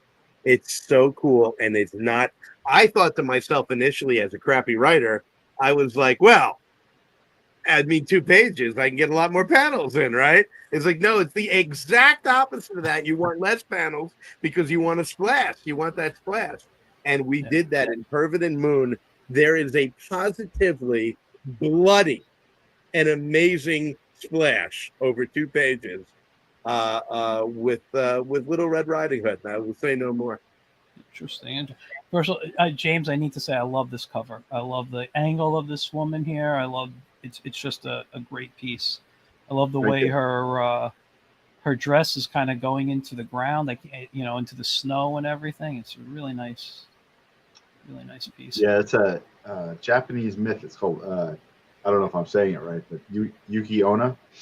It's a myth about a woman who had died in the passes in Japan, and would come up out of the passes at night and waylay people trying to make their way home, and sort of like a vampire vibe. And she could also transform herself into storms and so forth. So she could, she's supposed to be sort of coming up out of the snowstorm. That's her Komodo dragon in there. And I passed this by both Christian and Mark a couple of times, and I put a lot of shadows on her, and they kept telling me, keep the shadows off, keep the shadows off. Now looking at it, I can see what everyone was like. It's got that sort of almost animation feel with the flat character on the more complicated background, kind of like she's not an anime style, but that sort of that anime take on the really fancy backgrounds and the kind of more simple characters. I think that's why it works. And I also like her pose, like how she's sort of reaching out to you. He was showing Mark and I, and he showed us this, and he says, all right, so obviously it's not done. I got to put the shadowing on it. And I'm thinking something like that. The minute he said he had to do something else to it, Mark and I both croaked. We were both like, and he's like, no, obviously it's not done. And he put a layer on it, and he put another, and we're no. And I'm like, well, I can see, but please leave it alone. It's amazing. And I'm so glad, because this is gorgeous. It really is. But as an artist, we never know when our work is done. We always want to do more to it. So it's I could see James having other ideas and saying, "Oh, this will be cool if it's this." He actually said, "Well, I'm glad to hear it. You guys saved me a lot of time." No, it really is nice. I love the simplicity of just the little hatching there and stuff. It really is a nice piece. I mean, you always knock it out though with the covers. So, and then this piece here. So tell us a little bit about what Volume 4 is about. Volume 4 is our tribute to weird fiction. I'm a big fan of weird fiction. H.P. Lovecraft, Edgar Allan Poe. People think Edgar Allan Poe is straight horror, but he wrote a lot of weird tales. And then you've got Lord Dunsany, who came after him, and Blackwood, and all these other guys that were writing weird fiction, and weird fiction's continued on. It's more than just horror. There's The Creature from the Black Lagoon is not just horror. Actually, I just realized I was wearing this. He's weird fiction. There's this elder creature living beneath the waves of an unknown origin, right? So we've got horror in here. We've got James and I have two stories in here. One is straight up horror, gore horror, which is an American soldier being tracked by these Nazi werewolves, and he's a Native American with his own history. And then we've got Dragging Aggie, which we're looking at the elephant, or Tom. We call him the Hellefump, which is a reversal of the Huffalump from Winnie the Pooh. We call him the Hellefump. Tom has been calling him the Packy Demon, which I think is brilliant as well. And that's our weird fiction one. It's a tale of a guy dragging his dead mother behind him, and she was a witch, and he has to undo some of what she's done. The story you're looking at right there has a real Conan vibe to it. That's from Alex Zapata and Dan Anderson, and Tom Beavis lettered that. Yeah. And that's got some crazy wild monsters in it, but a la the style of Conan or that kind of fantasy. Yeah. Alex has described it as sword and sandal without the sandals. And there we've got Dragging Aggie. That's Aggie herself right there. And that is fantastic. I was looking for an image. For the Kickstarter, and I went all over the map looking for one. and then realize it had been in my heart all along. It was definitely this image from Dragging Aggie. I saw it. I said, if this isn't the right image for this campaign, nothing is, because it gives you the sense of monsters, beasts, and bastards. Yeah, It's not just going to be straight horror; it's going to be friggin' weird, and that's a frog line in the background. I would hope that this is like a nice postcard or something. Like you turn this panel right here into some kind of marketing piece for you, because this is fantastic. I could see people buying this as a postcard, as a poster. I mean, heck, if you can figure it out as a bookmark, Yeah, it's one of my favorite images. Yeah, it's gorgeous. And this is, by the way, a great example of me writing something and James understanding it and doing something else with it. This is not the angle I wrote this from. It is exactly the idea that I wanted, and it's infinitely better. Having her in the foreground like this at that angle that's not the shot I came up with. And but James knows me, and he knows he knows. Well, first of all, I put shot angles on every panel. And they're all suggestions. They're here. I just want you to know how I'm picturing it. And I trust James to do what he's going to do with it. If it's really important that something needs to be in the foreground, I write that. But James and I have this mind meld, and he showed me that frame. And my first thought is that's not what I wrote. That's not what I wrote, and I love it better. And that frame became one of my favorites, and I love that angle. Yeah, that's the last frame, right? No, I wasn't going to say that. Well, now we know how the story ends. You have no idea what this possibly could mean. Yeah, there's no way anyone can figure out what's going on. We will not elaborate. You got to buy the book. That's right. No, that's great. So your audience even better. So I'm looking here at some of the quotes. I liked what Mitch Hallecrux said from Terrificon. Where was his quote? Did I pass it? Right here. Containment Breach, it's like the Twilight Zone on acid. Just that one sentence is perfect. Yeah. Perfect. I'm sorry, did I call him Hallock? I don't know, I called him Hallecrux. I don't know. Sorry. Mitch, if you're watching, good guy. He's been on the show too.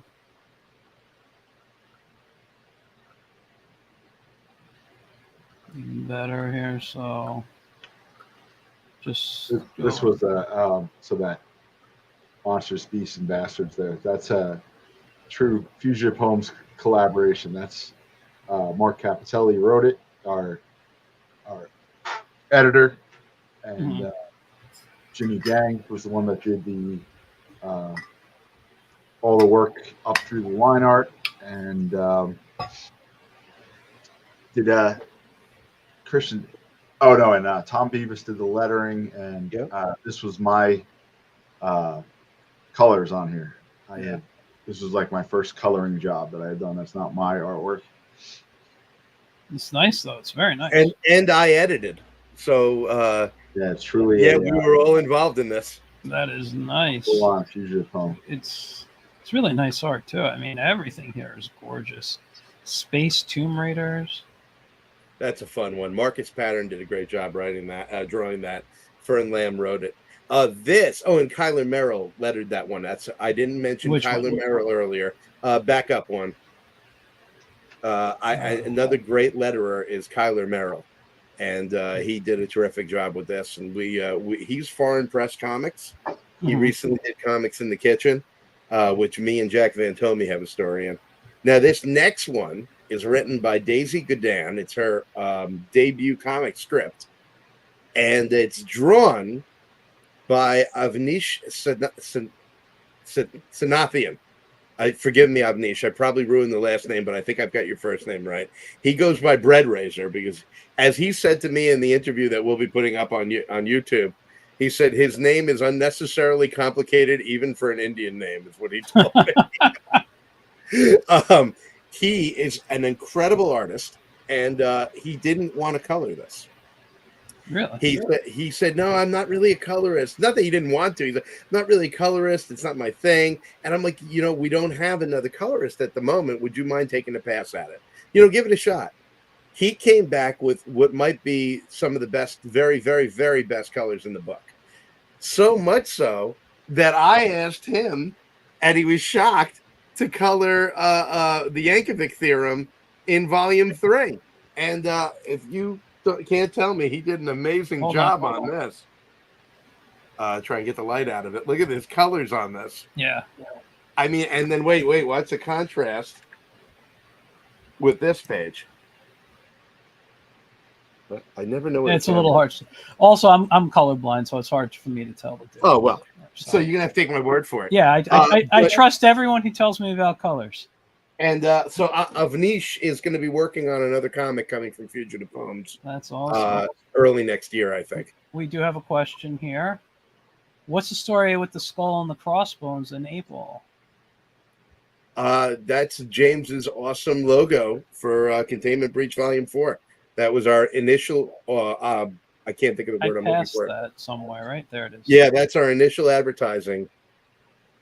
We want to. Perverted Moon is going to be a surprise.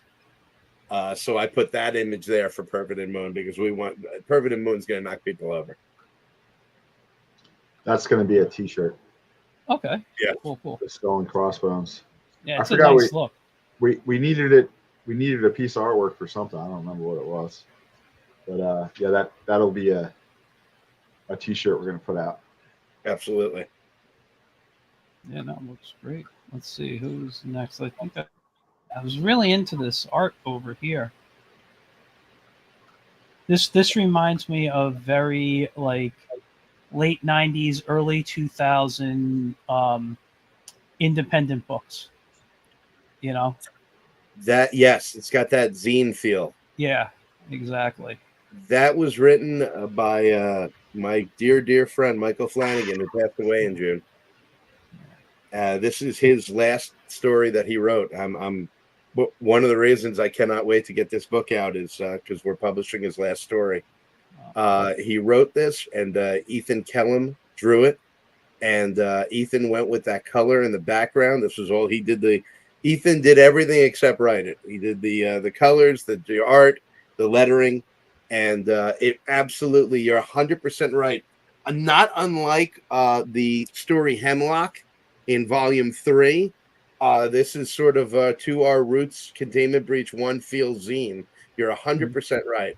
And it absolutely accomplishes that. I love the lettering. I love the faces. Yeah, and Mike wrote a tremendous story here.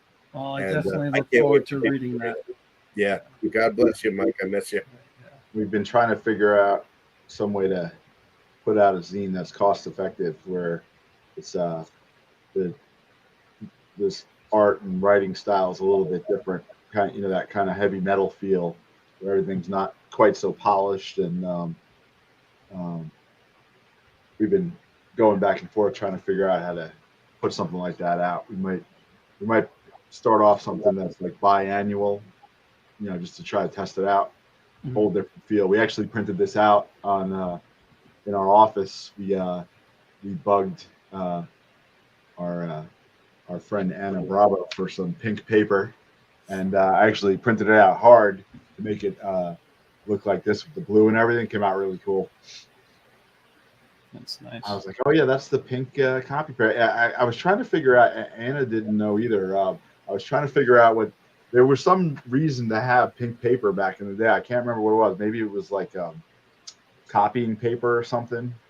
Had that pink feel. I can't quite place it, but it reminds me of the 80s or something. Yeah. Yeah. Like I could. I'll be honest. I could see it printed on newsprint. Yeah. Yeah. I could see, like very old school stuff. That's one of the things where we're looking at like a cheaper format to be able to put it out. And not have to charge the premium that we do on other things. Yeah, just to get it out there and get some sort of raw stories out there. Now we're going. Your story here. Some of Tom Linus, great lettering there. fitting in my my verbosity. Pink paper was used for the new pages and scripts for TV. That's right. And you could tell what the draft was. That's right, Evan. Ah, all right. Maybe that's what I was thinking. Yeah, like when a new draft of a script comes out, they use different colors. So this is this is the page one on one of our stories. Somehow Christian got a hold of a draft that doesn't have the color in the bottom. Yeah, I still don't know where I pulled that from. I don't know. It works. It works for me though. I don't know. Yeah, I thought it might be purposeful. I mean, especially this panel. I like the way this panel feels specifically without color in it. Yeah, that's what. So basically, that's no color. That's just the color showing through from the dirt road. Yeah, that's just my ink. And you're working digitally these days, right? Nah, this one's all. Well, I color digitally. Okay. But the line art's all traditional. Okay. Nice. That one I used a lot of ink brushes and so forth. Yeah. No, but yeah, I usually do. I color digitally. Yeah. Color digitally. Yeah. Unfortunately, because of my hand not being as steady as it used to be, I need to really ink digitally these days. So sometimes I just sketch on paper and airdrop it over to the computer. But I'm very digital these days. This is a nice piece right here too. This is from a Ukrainian artist. He's living in Ukraine right now. Vitaly Kalchenko. He had a story in volume 3 as well, and he's got 2 stories in volume 4. The man is prolific as hell, puts out these 4-pagers that he writes and draws that are gorgeous. And all we got to do is tell him the theme, and he is off to the races. Living in a war zone and continuously putting out incredible art. Yeah, it really is. It's told this. I mean, everything I'm seeing, I'm getting excited for here. This is Dave Katz's story, what we were talking about. That's going to absolutely drop your jaw, fill you with all the best kinds of existential dread. It's amazing. This is Brett Fisher's. And Brett wrote an incredible story, which Brian Beardsley drew and colored. And Tom Lynett, our man Tom Lynett, lettered this one as well. And this story is so cool with so many neat reveals that I decided just to use the first page because I didn't want to give anything away. Brent Fisher is just incredible to work with, unbelievably collaborative, comes up with a pitch first and pitches it to their collaborators. Yeah. And then that just works from that point on. And just an honor to have this team in the book. Is Brian new to comics, or has he been doing it? Because this style looks very familiar to me. Well, he was in volume 2 also, so he's returned. He did the Thor story in volume 2. Okay, maybe that's why it looks familiar to me. One with Thor and Fenrir. Mm-hmm. I remember that one. Yeah. Yeah, he does have a very distinct style. He did one of my favorite one-pagers, which is going to be in this book. Him and I got to work on the sourdough that ate San Francisco. And it's a one-pager that's going to be in this book I'm very proud of. There's an artist called Troubled Odyssey, and they worked with James P. Walton, who is an amazing writer. He's got a book up on Comixology. Not Comixology, it doesn't exist anymore. Yeah. Via Amazon? Yeah, no, what's the new one? Global Comics. Yeah. And I'm blanking on the name of. I'm so sorry, James. Go look for James Walton on Global Comics, and you'll find his great series that I'm blanking on the name of. I apologize. And Tom says Brian packs a ton of detail in every page. The sourdough story is one of my favorite CJ Comic stories. Jam. Yeah, Comic Jam. Thank you, Tom. Yeah, Brian did what Brian did with that page is incredible. Here we have a Marvel artist, Chad Lewis, working with Sarah Adriance and colorist Fabrizio Costaiola, I believe. Costaiola, yes. And this is a team that put together one of the most distinctive, eye-popping stories in the book. I mean, it is a wild, hysterical tale that is just, man, they knocked it out of the park. It's gorgeous. Oh, everything is fantastic here. Chad Lewis does some beautiful pen work. Like I said, he works at Marvel, and he has a series about. Man, I'm so sorry, I'm losing names. Oh, what did I hit here? Hold on, did I hit something? No, we're still good. Okay, no, I saw something on my screen. I don't know. I saw a bunch of emojis pop up on my screen. I must have hit. Who's the famous naturalist who was in Yosemite? Think of his name. Who's a writer? John Muir. Woo! Chad has done a beautiful personal piece about John Muir. And we saw that and was like, yes, please definitely be in this book. And the next one is another really fast. Thank you, Tom Lynott. Is another fantastic style, completely different than anything else. His name, he goes by the name Schlepzig, a tribute to Catch 22. And the writer here is David Allen, at that nerd Dave on Twitter. This is that nerd Dave's big return to comics, and him and Schlepzig made one of the most distinctive comics in the book. It's a wild story about a young lesbian woman who gets revenge on her tormentors with an ancient family secret. Interesting. I'm trying to figure out how this, like, the style is fantastic though. It's beautiful. Yeah. Style all his own. You know, it almost has. Oh God, it kind of reminds me of like a little bit of like 80s 2000 AD type of work. Okay. I kind of see that, but also, I don't know. There's just so many artists I see popping up in here. This is gorgeous.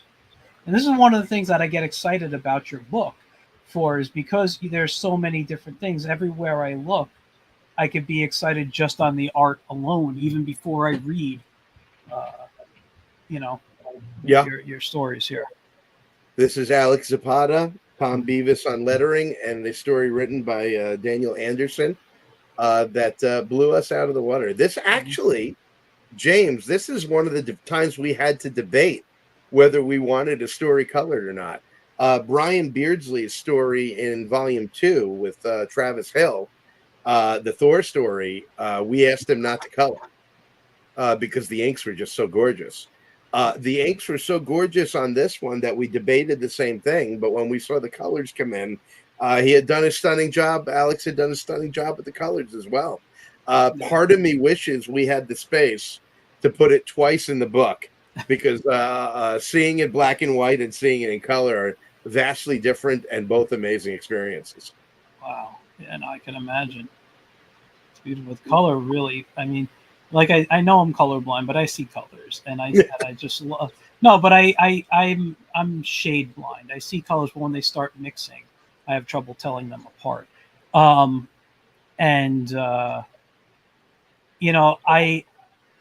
seeing, I can tell what's gorgeous about the colors on here. Usually a lot of the books I buy, I have no problem reading black and white. I've actually become a bigger manga fan over the last few years because of the grayscale in there. Well, here you go. Yeah, no, I was just gonna say, now here's one that's just like it, but it's but yeah, no, if you see good colors, you know they are. That's Vitaly Kalchenko again. His second story in the book, which is just magnificent. So remember, folks, we're looking at a live Kickstarter here. Yeah. So enjoying what you see. You can log in right now and get yourself a copy. We also have on there, we have all kind of legacy editions. We added a whole new tier in there because someone brought to our attention that we didn't have both the digital and the physical copy. So we got a tier up there So even if you don't have any of our work, you can catch yourself right up. The only book that's not available in print on this campaign is Containment Breach 1. Like I said, or like Christian said, that one is now an endangered species, but you can get 2, 3, and 4, all the ones that we've been talking about, all together, bundle them up, and get yourself all caught up. All of these books are self-contained. They don't, although, you know, we do have people that carry over from book to book. We have some people like Jack Van Tomey and Time Lonat, which are in volumes 2, 3, and 4. You know, the stories, they all live on their own, besides the themes. So you can buy one of these books and really enjoy it, or you can buy all 3. We've toyed around. They give you a little bit of a preview. We've just been talking about it, but we're possibly going to think about recruiting some people from each book to create a sequel for 5, because 5 is going to be our final Containment Breach story. But beyond that, that's not even a thought yet. So all these are self-contained stories, and they're just amazing. Just, you know, as you can see, as Mike is scrolling through here, everything's completely different. That's another image from Dragging Aggie. And by the way, guys, the link to the Kickstarter I posted earlier in the comments. I will post it again right now in case you missed it. But yes, this is definitely something. And if you guys are watching this after the fact, all you got to do is type in Fugitive Poems or Containment Breach on Kickstarter. It'll come right up. You go to the end of August, right? August 31st is August 31st. We're going to. Guys, this Kickstarter is live now. The rewards are incredible. We've even got options where James will review your portfolio and give you professional commentary and recommendations. And I will I do writing coaching, and that's a reward tier here. We have the honestly, it should be more. $130 cameo where we got a bunch of people that are going to be in volume 4 actually, who wanted to be in a cameo from volume 3. So they signed up on volume 3 to be in a cameo.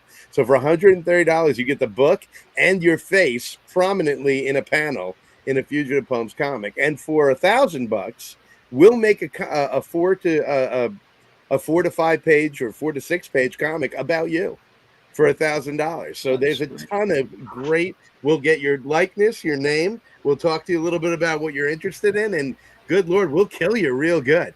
I mean, you can come up with an amazing death for you, or you can do some horrendous or amazing things. Anything is possible with Fugitive Poems. So we've got incredible reward tiers here. This is live right now. Seahorse, thank you so much. You said this really is the most stunning book yet. Guys, this is available now, and it's available with a catch-up tier. It's available. You don't need it either. As James was saying, if you just want to read these stories, they all stand completely on their own. So definitely jump in. We're looking to make this a killer campaign, folks, and we'd love to have you on board.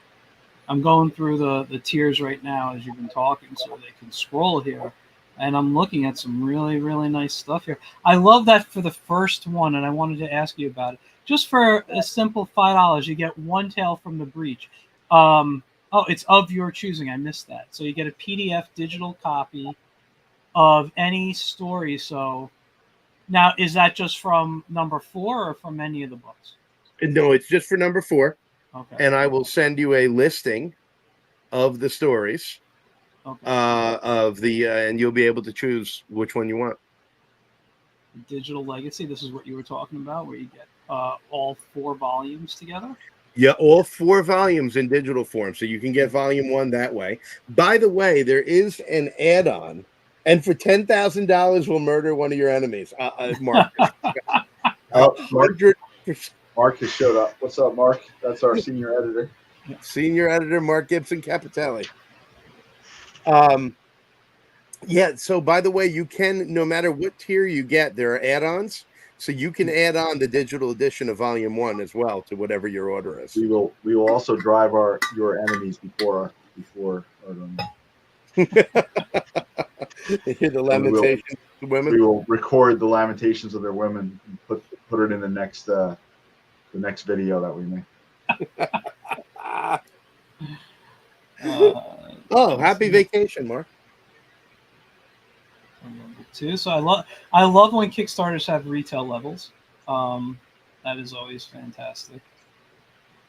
Yeah, we got a 6 for $4 and a 2 for 3 for 2 deal. 3 for 2, yeah. For the retailers.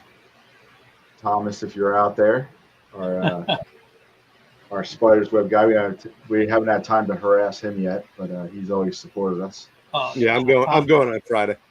Tom's a great guy. I'm going to try to stop by on Saturday if I can. Tom and what's the other dude's name? Rich, yeah. Tom and Rich, actually, great guys. Rich was down there last time. Tom wasn't there. He was doing something else for business, so really got to talk a lot to Rich, which was cool. Here is your script review from Christian and the portfolio comic issue art review. That's fantastic there. I mean, these are great tiers. Great tiers. Yeah, we had a couple people do the cameo. Yeah. The first one is actually going to be in volume 4. The way the scheduling worked out for our Nazi werewolf story, we were able to include him in that issue because he pledged at the cameo for the third, second Kickstarter campaign, but for volume 3. For volume 3, yep. Nice. This is a nice one. I like this. For the 150, you get an autographed copy from James and a piece of original artwork from I'm assuming from the comic. Yep. Yeah. Oh wait, the original artwork could be anything. The production art, the next tier. Is the next one is from the. Okay. Yeah, but the other one is James will draw you a black and white picture. Okay. That was the original artist. Yeah. And then the full comic review. This is where you guys review someone's book. Yep. Right? Yep. Yeah. Someone's got like a 22 to 25 page issue. We'll give it a full commentary from both the writing and the art perspective. That's fantastic. And really, everything that you've heard us talk about tonight, this is our expertise. James and I are both professors. We are both professionals in our fields, and so when we put our heads together to look at the art and to look at the writing, we're looking at them simultaneously. We're going to be looking at the sequential storytelling and whether it works. Not just James saying, "Hey, the art's this," and me saying the writing's this. We're going to say, "Hey, the comic is this," and we can help you with this. That's a hell of a deal for $345. Exactly. Yeah. And as I'm going down here, 5 weeks for $1,000 of writing coaching with Christian. That is great. Yep. And this is, I have a company, Tellworthy Creative Writing Services, and people, this is what I do there, and I decided to offer it for comic fans as well. Yeah, I think this is a great one. Director's commentary. So that's an interesting one. We came up with that one. We were trying to figure out, what can we do to put a real, that's obviously a very ambitious number in there. So we wanted to think of something that was really cool that could be, and I think, having viewed all these rabid comic fans out there, I thought it really had to be something that was collectible. So I came up with the idea of sort of making a print version of a director's commentary. So you go and you watch a film, and if you turn on the DVD the director's commentary, they're usually talking over the whole film, right? Yeah. So our idea for this was to, if someone takes this tier, what we're going to do is Christian, Mark, and I are going to take a real copy of the book, and we're going to put as much commentary we can in on the any sort of blank area. So we have the space around where we have credit pages before every story because of all the people that we have. So we'll be writing in stories and production stories and possibly stories that kind of you were hitting around asking, like behind the scenes stories. So it's going to be a lot of behind the scenes stuff, and we'll be handwriting everything in there from the front to the back of the book, and of course we'll also all sign it. So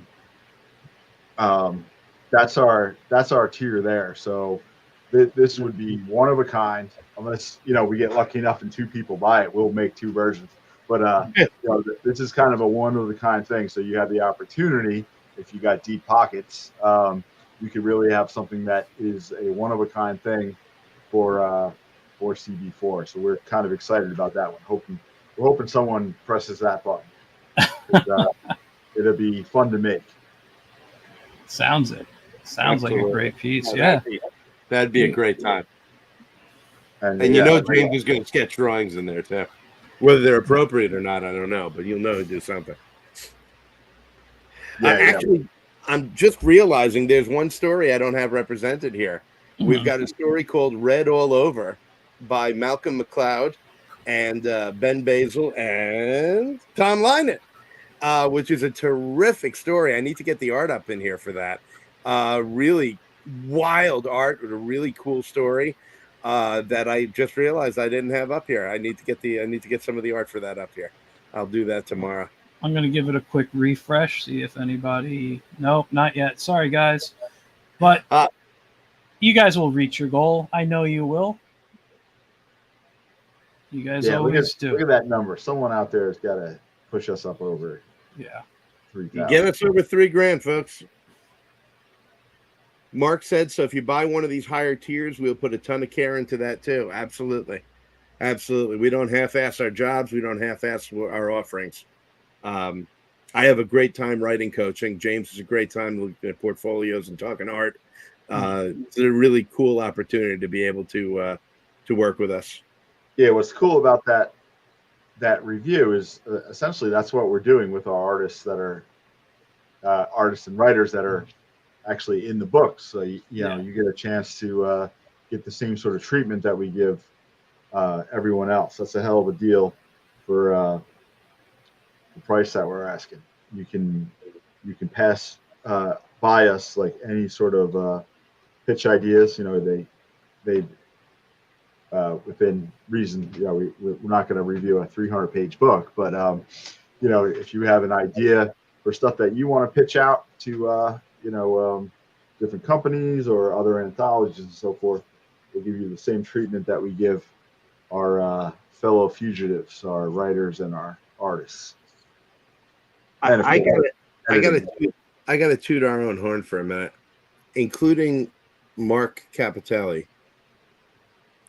The 3 of us, I'm trying to do this without sounding like a braggart, but I'm actually really proud of this.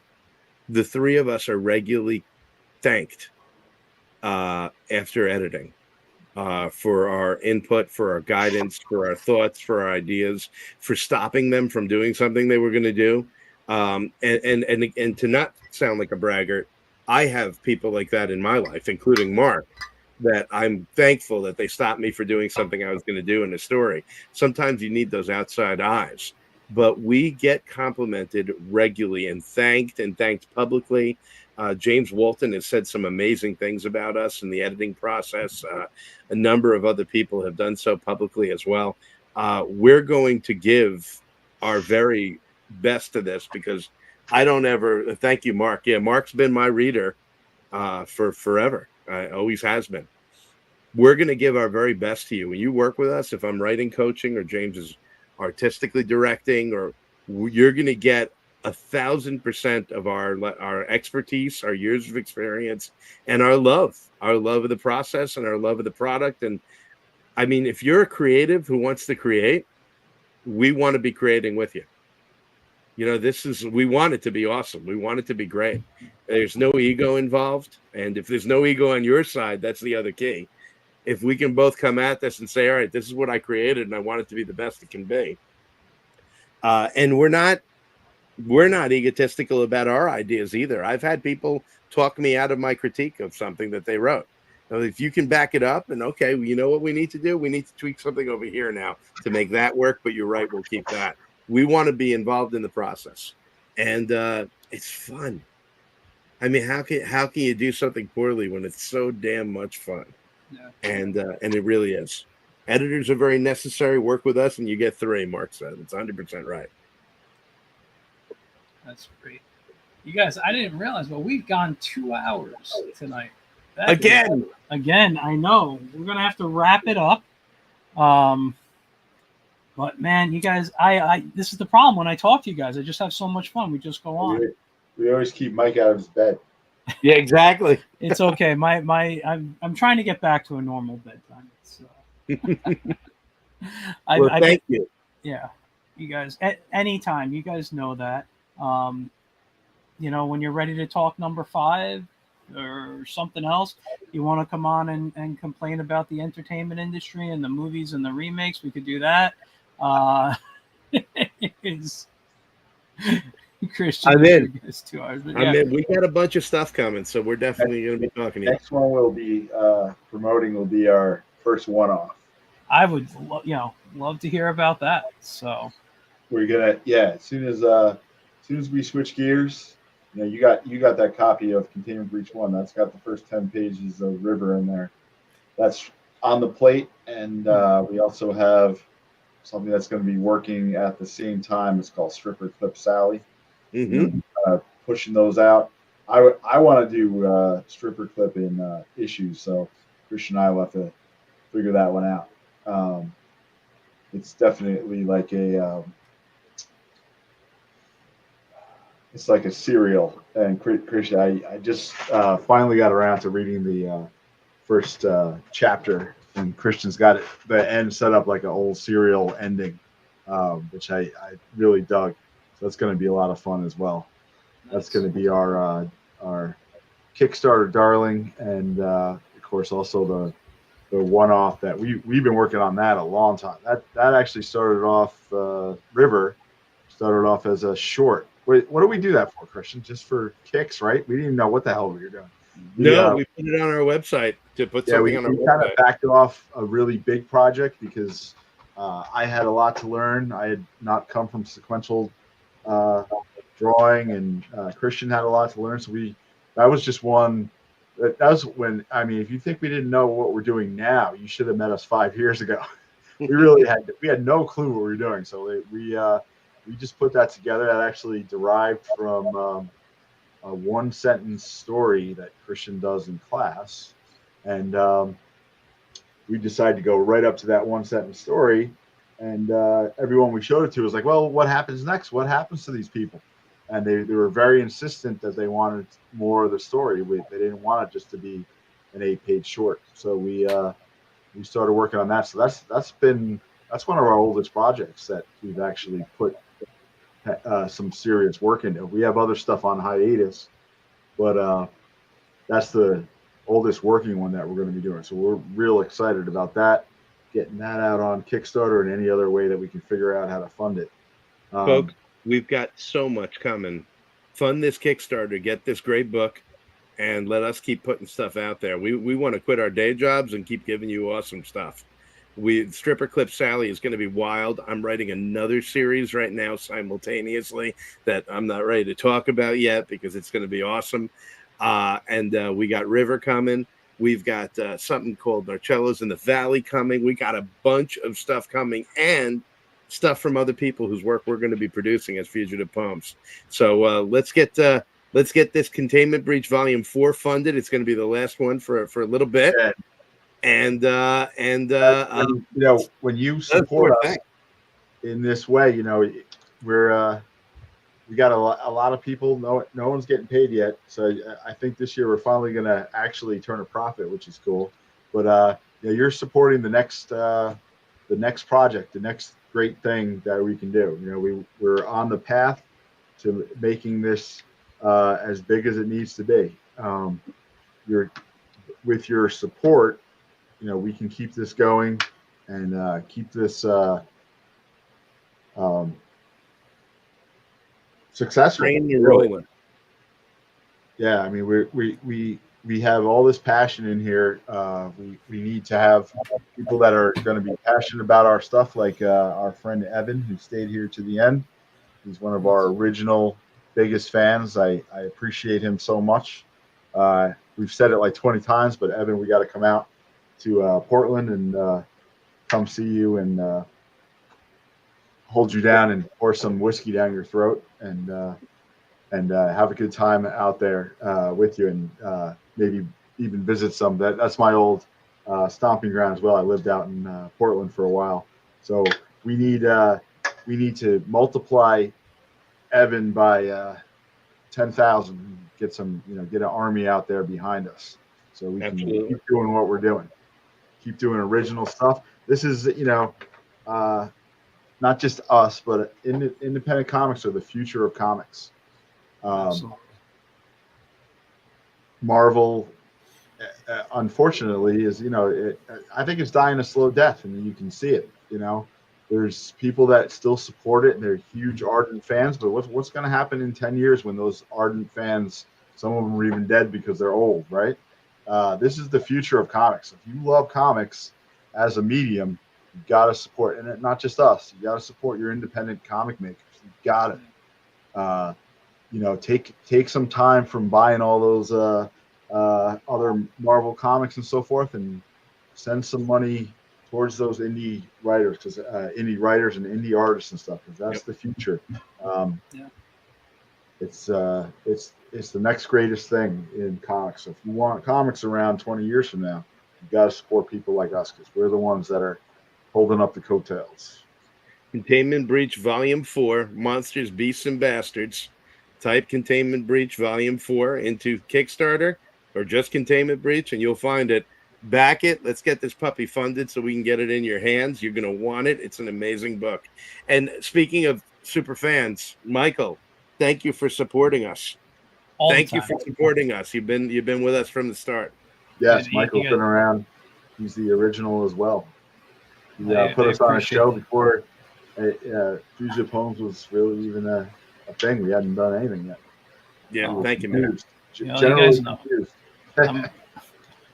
I knew once you guys teamed up, you were going to do something special, and I'm glad to see you guys are doing it. Let me drop you guys backstage, hang out for a minute. I'll just do my wrap up. Absolutely. Right, Thank you for keeping us. Thank you for keeping us so long. Anytime. It's going to happen next time. Michael Gracia. Thank you. Thank you. We are Fugitive Poems. We make comics. All right, guys. Well, like I said, that was a great show. Love having them on. James and Christian always put together top-notch work. Like I said, I knew once I heard they teamed up, I knew special things were going to be happening because of them. And I'm just glad I can help them out in any way I can, bringing them on the show, telling people about them. It really is something I enjoy doing for all independents. Like James was saying, independents are the future of comics. Right now, I think we're coming back to what the 90s was of independents. We're kind of getting a new, resurgence of where the independents are going to be becoming really big, and you never know where it's going to come from. And what Fugitive Poems are doing, I really do believe they're on their way to getting to that level eventually. Anyway, next week, guys, just because it's late, I'm going to do this quickly. I have another great guest coming on. We're going to talk comics, cartoons. It's going to be really, really fun. I forgot to mention at the beginning today, where is it? Right there, The Wiz Comic, at The Wiz Comic on Instagram and Facebook. The Wiz comes out every Wednesday between 8 and 9 p.m. 8 a.m. and 9 a.m. Eastern time. So it really depends when I wake up, when I decide to post. But yeah, so there's a new Wiz out. And please go follow, like, and don't forget to support the Kickstarter, because that's important. Links are in the comments. And let's see, Mark, what did you say? Absolutely, it's never been so needed. I completely agree. I can have a complete show one day. Maybe I will, where I bring indie people on. We just talk about the business, because it really is we're here because we love it. That's why we do this. Anyway, guys, I will see you all next week. Have Have a great rest of your night, week, weekend, whenever you're watching. Bye, guys.